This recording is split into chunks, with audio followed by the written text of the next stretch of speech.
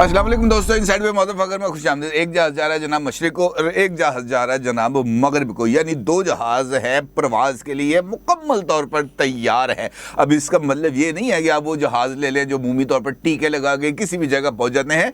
ये जेन्युइन है, जेन्युइन असल वाले जहाज जिनको प्राइवेट जेट कहा जाता है। और पाकिस्तान के अंदर जब जब प्राइवेट जेट और का जिक्र आता है तो फौरी तौर पर एक ख्याल तो बंदे के जहन में डेफिनेटली आता है, और वो है जहांगीर खान तरीन का। क्योंकि जहांगीर खान तरीन के जहाज को येलो कैप की तरह तो इमरान खान साहब ने खुद इस्तेमाल किया। उनका जो हेलीकॉप्टर था वो तो बनी गाला में इमरान खान साहब के घर के बाहर उसके जो लॉन है वहाँ पर वो मौजूद ही रहता था। इमरान खान साहब का जब दिल करता था वो कहते थे जनाब खोल लो हेलीकॉप्टर मैं जाना है। और उसके बाद जो दूसरा जेट है जो अब उड़ने के लिए तैयार है वो है जनाब अलीम खान साहब का जेट। इसका मतलब ये है कि ये दोनों जो जेट हैं दोनों बेहतरीन किस्म के जेट हैं, आला नस्ल के जेट हैं, और ये उड़ने के लिए अगर तैयार हो गए हैं, एक मशरिक़ की सिमत में, एक मगरिब की सिमत में, एक शुमाल की तरफ, एक जनूब की तरफ, तो इसका मतलब ये है कि हुंजा फिरने वाला है। ये जो सियासी अबतरी फैली हुई है इसके समेटे जाने का वक्त आ रहा है।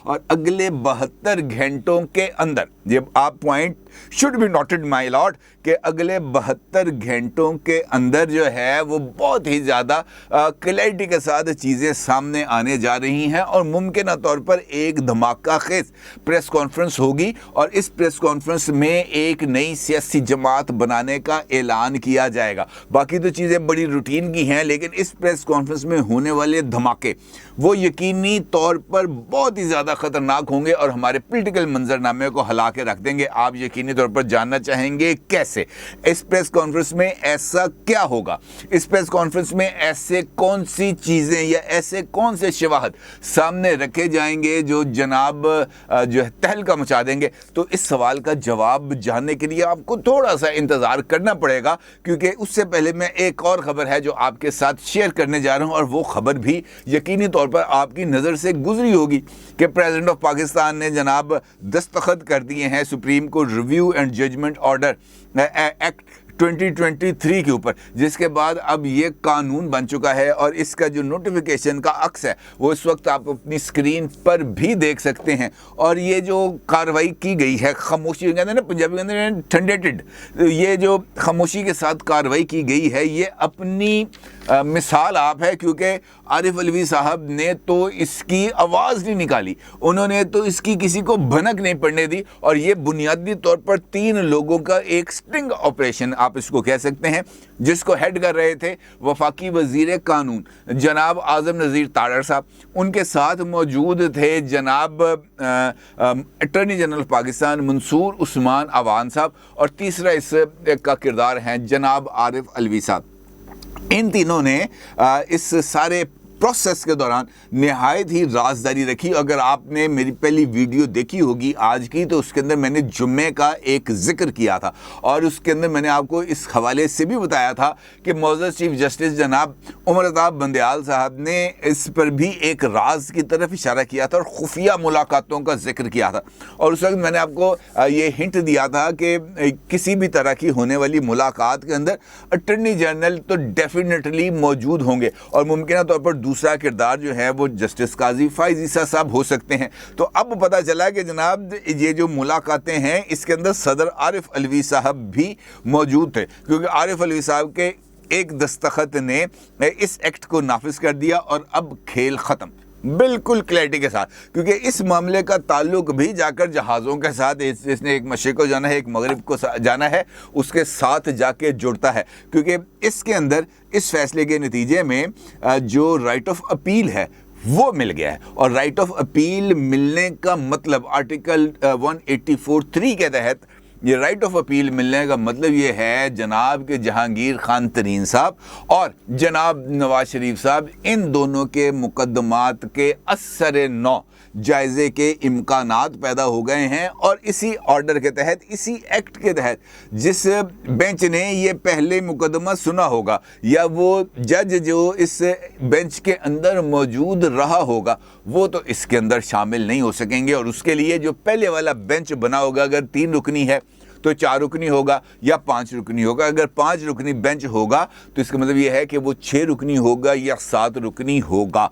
और इस जजमेंट के नतीजे में ये जो नाअहली है उसके लिए एक गुंजाइश पैदा हो जाएगी। बहुत सारे लोगों के जहन के अंदर ये इबहाम है कि जनाब नज़र षानी तो पहले मिल चुकी है, नवाज शरीफ साहब ने भी नज़र षानी की दरख्वास्त कर दी थी जो मुस्तरद हो गई, और जहांगीर खान तरीन साहब ने भी नज़र षानी की दरख्वास्त की जो मुस्तरद हो गई। तो इससे कौन सी तोप चल जाएगी भाई? नज़र षानी की दरख्वास्त एक मुख्तलिफ चीज़ है, ये है राइट ऑफ अपील, क्योंकि ये जो 184(3) के तहत मुकदमात चलते थे ये बराह रास्त सुप्रीम कोर्ट में चलते थे। इसका मतलब ये है कि सुप्रीम कोर्ट ही जज थी, सुप्रीम कोर्ट ही इन्वेस्टिगेटर थी और सुप्रीम कोर्ट ही एग्जीक्यूटर थी। इसका मतलब ये है कि वो जो मुल्ज़म उनके सामने मौजूद होता है उससे पहले जो 2 फोरम हैं वो तो उसको बिल्कुल ही ख़त्म कर दिए गए, यानी लोअर कोर्ट का और हाई कोर्ट का, और हाई कोर्ट के फैसले के बाद सुप्रीम कोर्ट आती है। लेकिन चूंकि अब ये मामला चला ही सुप्रीम कोर्ट है,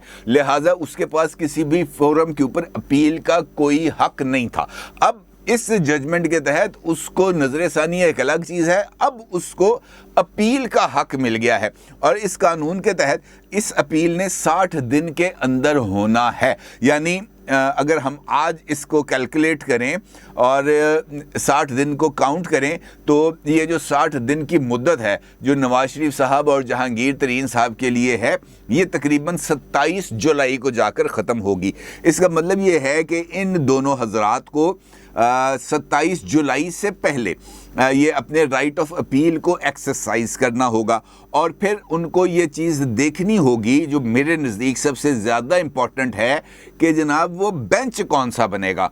क्योंकि इससे पहले जो सुप्रीम कोर्ट का प्रोसीजर एंड प्रैक्टिसेस एक्ट है उसमें तो चीफ जस्टिस साहब को इस बात का पाबंद बना दिया गया है कि उन्होंने सीनियर मोस्ट 2 जजेस यानी जस्टिस काजी फाइज ईसा और जस्टिस तारिक साहब, इन दोनों से मशवरे के बाद बेंच साजी करनी है। और इसी मामले को लेकर जो सुप्रीम कोर्ट है वो जुमेरात वाले दिन अदालती इस्लाहात के बिल के ऊपर वो जो है समाअत करने जा रहा है। लिहाजा ये जो सिचुएशन है ये ज़रा थोड़ी सी ट्रिकी होगी, क्योंकि अगर ये अदालती इस्लाहात के हवाले से जस्टिस बंदयाल की सरबराही में मौजूद बेंच ने इस कानून के ऊपर भी कोई राय दे दी तो फिर ये जो बेंच साजी है ये ज़रा थोड़ा सा एक नई सिचुएशन डेवलप होगी। अलबत्ता नवाज शरीफ साहब ने इस मामले पर एक टेस्टर ज़रूर लगाया। टेस्टर हमने देखा बिजली के अंदर, ये बिजली के काम करते हुए जो इलेक्ट्रीशियन अमूमी तौर पर टेस्टर लगाता है, वो चेक करता है कि जनाब इसके अंदर करंट है या नहीं। करंट हो तो लाल बत्ती जल जाती है,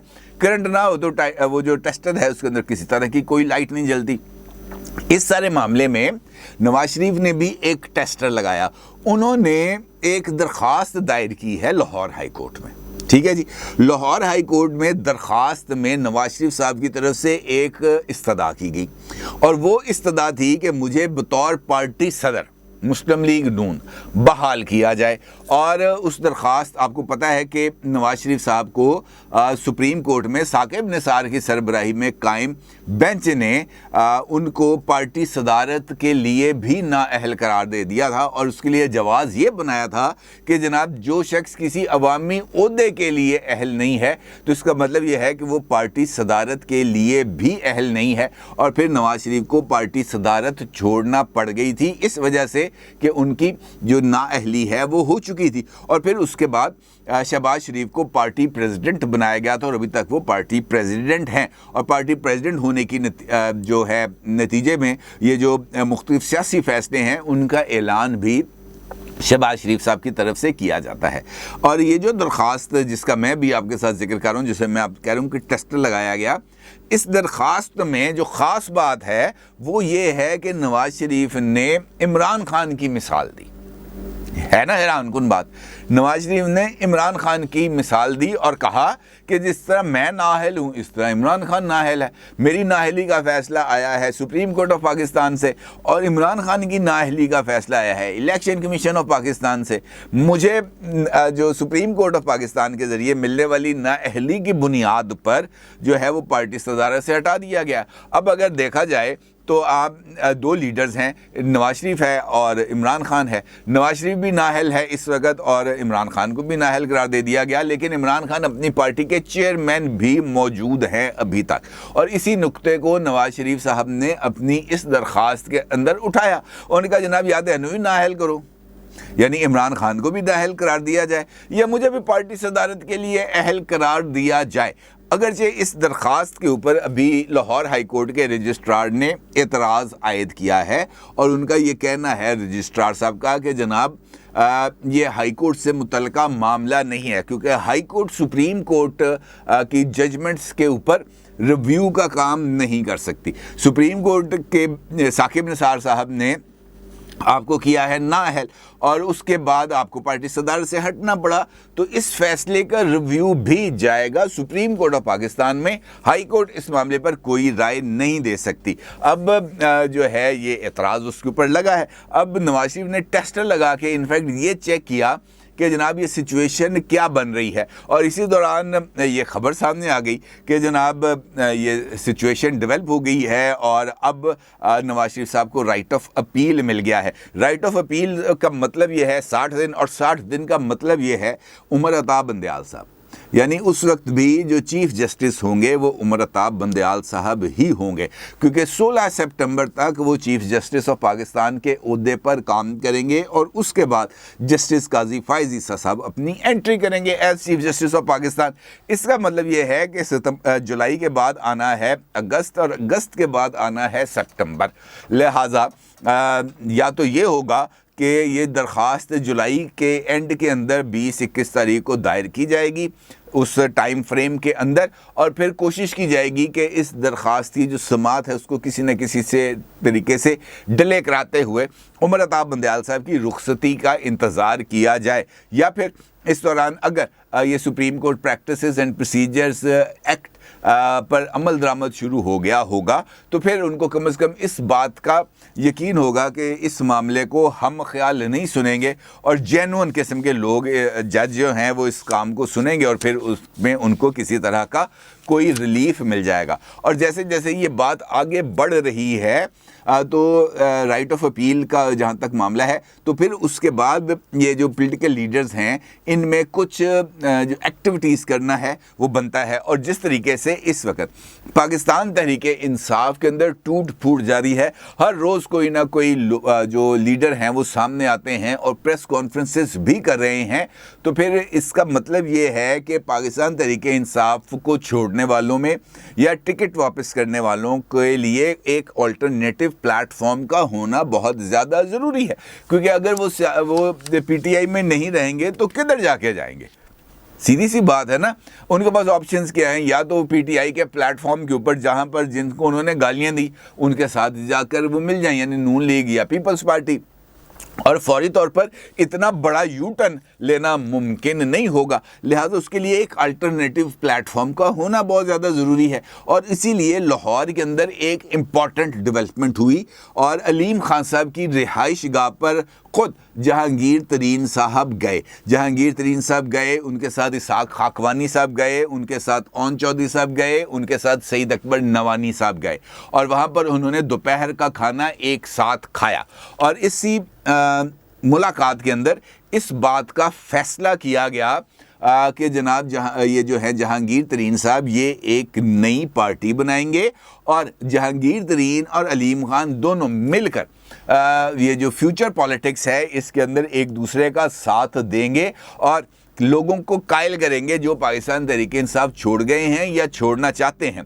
जहांगीर तरीन और अलीम खान इनको लेके आएंगे अपनी जमात के अंदर, और इसी बैठक के अंदर इस बात पर इत्तफाक किया गया कि जनाब किसी तरह का कोई प्रेशर ग्रुप नहीं बनाएंगे, अलग नई सियासी पार्टी बनाई जाएगी और लोगों को अपने साथ जो है वो अट्रैक्ट किया जाएगा। और इस हवाले से अगले 72 घंटों के अंदर एक प्रेस कॉन्फ्रेंस करने का ऐलान किया गया है, फैसला किया गया है, जिसके अंदर जहांगीर तरीन साहब एक नई पॉलिटिकल पार्टी बनाने का बाज़ाब्ता तौर पर ना सिर्फ ऐलान करेंगे बल्कि इलेक्शन कमीशन ऑफ पाकिस्तान से भी रुजू किया जाएगा।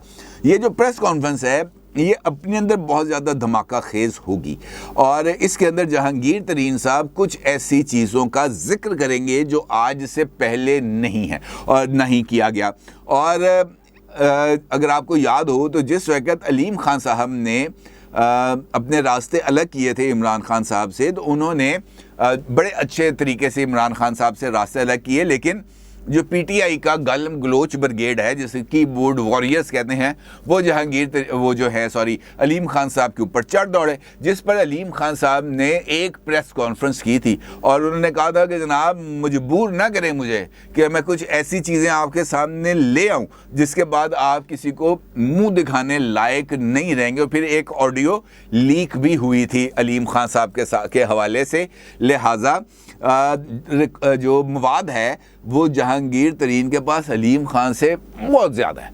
और जहांगीर तरीन साहब अगर ये रिकॉर्ड लीक करने पर आ जाएं या इसका हल्का सा कर्टन रेजर कर दें या सिर्फ कोई एक आध ऐसी जो व्हाट्सएप चैट है वो ही सामने ले आए या व्हाट्सएप के ऊपर जो वॉइस नोट्स हैं जो एक्सचेंज हुए हैं उनमें से इमरान खान का कोई ऐसा धमाका खेज किस्म का वॉइस नोट सामने आ जाए, तो आपका क्या ख्याल है? उधम नहीं मचेगा? 100% मचेगा। और इस वक्त प्लान जो है, मुझे लग रहा है कि ये जो नई जमात बनने जा रही है ये किसी ना किसी तरीके से इसको जो ताकतवर हलके हैं उनकी आशीर्वाद भी हासिल है। इसका मतलब ये है कि इमरान खान के हवाले से जो एक पब्लिक परसेप्शन है ना, समझ लेना कि मैं गल कह रहे थे थले कमेंट से जाके मेरे नाल ही शुरू हो जाओ, वो एक पब्लिक परसेप्शन है, बंदा ईमानदार है। तो इसका मतलब ये है कि ये जो ईमानदारी का सर्टिफिकेट दिया गया था साकिब निसार की तरफ से, इस चोगे को उतारना ज़रूरी है ताकि ये पता चले कि बंदा ईमानदार नहीं है। और उसके लिए कुछ अमली इक़दामात का आगाज़ भी हुआ है। अलकादर ट्रस्ट केस इसकी एक मिसाल है जिसके ज़रिए ये बात स्टैब्लिश होगी कि या हो सकती है कि बंदा ईमानदार नहीं, बंदा टिड्डों पक्का चोर है। और उसके हवाले से फाइनेंशियल टाइम्स और फॉरेन फंडिंग की जो चीज़ें हैं वो भी इसी सिमत में इशारा करती हैं कि बंदा ईमानदार नहीं है। और अगर इसी बात को लेकर कुछ ऐसी चीज़ें जहांगीर तरीन साहब की तरफ से भी सामने आ जाएं या सामने आने से मुराद ये है कि ऐसी चीज़ें लीक हो जाएं, क्योंकि आज के लीकेज वाला मामला है ना, बहुत सारे लोग फेस सेविंग करते हुए ये कहते हैं कि जनाब मेरे पास बहुत कुछ है लेकिन मैं सामने नहीं लेके आऊँगा, लेकिन फिर अचानक पता चलता है फ़ोन हैक हो गया, फ़ोन में से जनाब चैट्स भी आ गई हैं, फ़ोन में से जनाब वो जो हैं वॉइस नोट्स वो भी आ गए हैं, फिर किसी इंडी शेल से वो चीज़ें बाहर भी आ जाती हैं। तो उसके बाद फिर बंदे के पास कुछ क्वेश्चन रह जाता है कि यार मैं नहीं की थी, अपने आप हो गई हैं। तो ऐसी कुछ चीज़ें सामने आएंगी जो बताएंगी कि इमरान खान साहब इखलाकी तौर पर किस हद तक हैं और माली तौर पर वो किस हद तक कॉम्प्रोमाइज़ हैं। आपको बाज़ाब्ता तौर पर पैसे मांगते हुए भी नज़र आएंगे जो अलीम खान से एन पेज, ठीक है, मेरे घर का खर्चा 60 लाख में नहीं चलता, 90 लाख भेजो। और अगर ऐसी रिकॉर्डेड चीज़ें सामने आएंगी तो फिर इनसे पीछे हटना या उससे दाएं बाएं होना या उसको नज़रअंदाज करना यकीनी तौर पर मुमकिन नहीं होगा, क्योंकि टारगेट इमरान खान नहीं बल्कि वो परसेप्शन है जो इमरान खान के हवाले से प्रोजेक्ट इमरान खान के खालिकीन ने बनाई थी नवाज शरीफ और आसिफ अली जरदारी साहब को टफ टाइम देने के लिए कि ये करप्ट है, बंदा ईमानदार है। अब वो ईमानदारी का जो सर्टिफिकेट है या जो चोला उसने पहना हुआ है वो उतारना ज़रूरी है और उसके लिए मुकम्मल तौर पर जो तैयारियां हैं वो हो चुकी हैं। सिर्फ एक प्रेस कॉन्फ्रेंस का इंतज़ार है और जैसे ही वो प्रेस कॉन्फ्रेंस होगी सब कुछ खुल के सामने आ जाएगा। अपनी राय का ज़रूर इजहार कीजिएगा। आपका बहुत शुक्रिया। अल्लाह हाफिज़।